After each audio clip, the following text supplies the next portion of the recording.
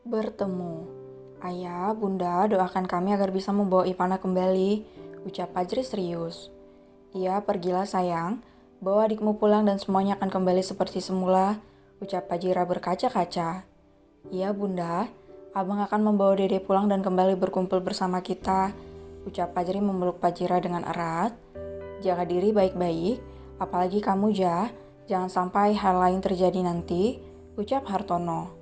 Iya ya, doakan kami, ucap Karenja mencium tangan sang ayah dengan begitu lembut. Ia sudah melakukan check up dan meminta tambahan di bagian punggungnya agar tidak terlalu cedera jika satu hal terjadi nanti. Melangkah menuju mobil yang akan mengantar mereka menuju bandara. Karenja sudah siap dengan segala resiko yang akan dihadapi nanti ketika berada di sana untuk menyelamatkan sang istri dan bisa berkumpul lagi. Lo harus hati-hati jangan gegabah, perhatikan dan dengarkan perintah dari Om Rai karena dia yang akan memimpin misi ini, ucap Fajri. Iya, tapi gue akan bertindak jika itu mendesak dan perintah belum turun, ucap Karenja. Yang penting lo harus aman dan jangan berjauhan dari orang-orang kita, ucap Fajri. Iya, itu pasti, ucap Karenja. Bagaimana kondisi terakhir Ivana? Sambungnya bertanya.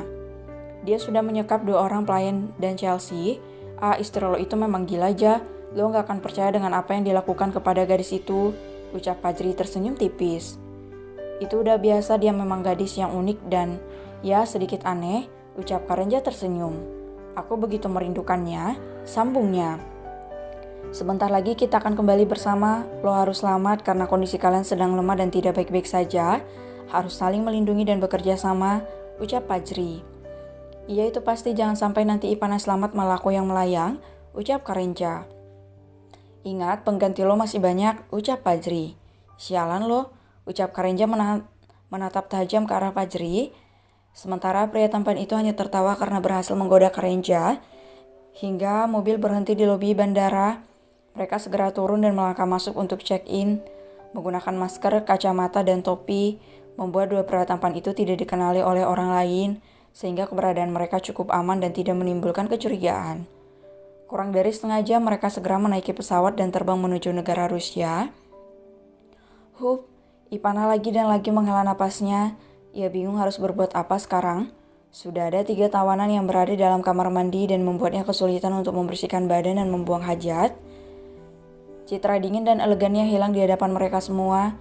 Ia baru saja melumpuhkan seorang pelayan lagi setelah ia memaksa untuk masuk ke dalam kamar mandi. Hadeh, kalian mau aku apakan ini? Kamar mandiku jadi sempit dan bau, ucap Ivana duduk di atas kloset.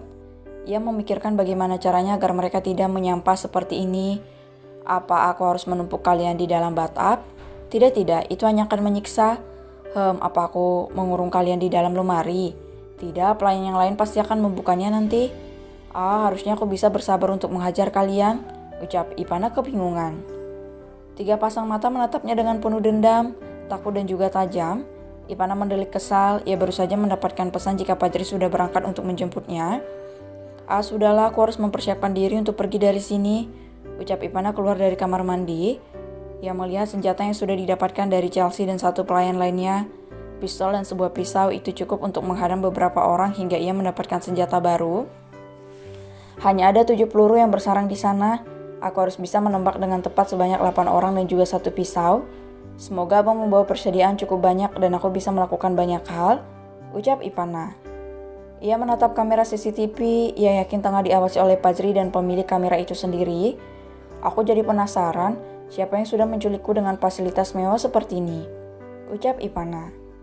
Ia segera menyimpan senjata itu di antara kasur dan di papan agar tidak ketahuan. Ketika hendak berbaring, ia terkejut mendengar pintu kamar terbuka. Ia semakin terkejut lagi ketika melihat siapa yang masuk ke dalam kamarnya sambil tersenyum manis. Aku sudah menebaknya dari awal, kedatangan yang tiba-tiba, ditambah dengan gadis jeruk itu, batin Ivana mendelik. Hai honey, sapa seorang laki-laki yang terdengar begitu maskulin dan mampu menghipnotis para kaum wanita. Ia dikawal oleh 2 orang yang memiliki badan kekar dan tinggi. Ivana hanya memasang wajah datarnya dan mengambil ancang-ancang jika mereka melakukan sesuatu. Apa kabar honey, apa tidurmu nyaman di sini? Apa mereka melayanimu dengan baik? Tanya pria tampan itu. Cuy, Ivana meludah tepat di depan kaki laki-laki itu. Mereka terkejut melihat tingkah Ivana yang terkesan kurang ajar. Pria tampan itu menatap Ipana tidak percaya. "Kenapa?" tanya Ipana datar. "Kenapa? Kenapa kamu meludahiku?" tanya Jordan mengernyit. "Harusnya aku meludahi wajah Anda," ucap Ipana dingin. "Astaga Hani, kenapa kamu begitu kasar?" tanya Jordan tersenyum. "Sudahlah, Anda membuang waktu saya," ucap Ipana ketus. Jordan mendekat dan hendak menggapai Ipana, namun ibu muda itu tidak bergerak sedikit pun, hingga Jordan dengan berani menyentuh pundaknya. Seret, buk. Ipana langsung memelintir tangan Jordan dan mendorongnya, hampir saja ia tersungkur ke lantai jika tidak ditahan oleh para bodyguard itu. Ia terbelalak kaget melihat Ipana yang terasa begitu kuat dan sangat berbanding terbalik dengan apa yang dikatakan oleh Chelsea. "Kenapa kamu sangat agresif, Hani? Aku hanya ingin mengobrol denganmu," ucap Jordan masih berusaha untuk tersenyum. "Mengobrol? Apa harus membawa bodyguard?" tanya Ipana tersenyum remeh.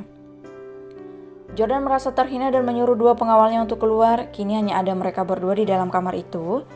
Ipana memilih untuk duduk di atas kursi yang ada di meja rias, sementara Jordan memilih untuk duduk di atas ranjang sambil menatap Ipana dengan penuh cinta. "Kenapa Anda tidak berterus terang?" tanya Ipana memecah keheningan. "Apa kau akan mendapatkan jawaban langsung ketika mengatakannya?" tanya Jordan. "Tentu, hari di mana Anda mengatakannya, saya juga akan menjawab saat itu juga," ucap Ipana. Pria tampan itu terdiam. "Apa kamu akan menerima atau menolakku?" tanya Jordan. "Tergantung situasi dan kondisi," ucap Ipana. Jordan kembali terdiam. Ia menatap Ipana yang terlihat begitu cantik dengan aura keibuan yang terpancar dengan begitu kuat dan membuat siapa saja terpesona. "Sekarang kita sudah bersama, ikutlah denganku, besok kita akan memulai hidup dengan bahagia, hanya berdua dan anak-anak kita nanti," ucap Jordan tersenyum manis. "Bagaimana jika hal ini terjadi ketika kita bersama?" tanya Ipana berusaha untuk menggoyahkan hati Jordan. "Tentu aku akan mencarimu hingga ke ujung dunia sekalipun," ucap Jordan. "Berarti Anda membiarkan saya diculik oleh orang lain?" tanya Ipana. "Tentu saja tidak, aku akan menempatkan begitu banyak pengawal untuk menjagamu," ucap Jordan tersenyum. Ipana terdiam, ia merasa malas menghadapi laki-laki ini. Ia begitu muak dan tidak menyukai Jordan dari segi apapun. "Apa kamu melihat Chelsea?" tanya Jordan. "Chelsea? Tidak, saya tidak melihatnya," ucap Ipana tenang karena ia sudah menebak jika Jordan akan mempertanyakan hal ini.